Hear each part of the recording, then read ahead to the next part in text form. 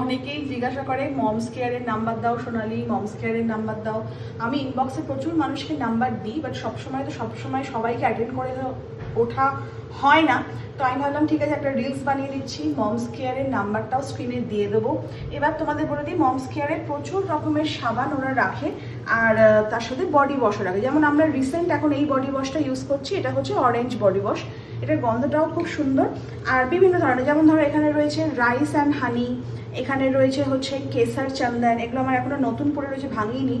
Milk saffron, এখানে যেমন একটা রয়েছে চারকোল। আমরা যখন একটা রিসেন্ট ইউজ হয় সেটা কি গো, ওই ট্যান, D10 একটা, ভীষণ ভালো। কেননা এগুলো না একদম মানে ক্ষার নেই, বাড়িতে হোমমেড তো, গা হাত পা ড্রাই করে না, বেশি ফেনা হয় না।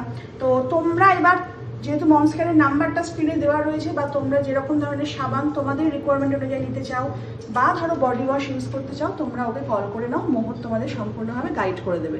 তোমাদের যদি মুখে একনে থাকে, দাগ ছোপ থাকে, অয়েলি স্কিন থাকে, সব রকমের জন্য তোমরা পেয়ে যাচ্ছ।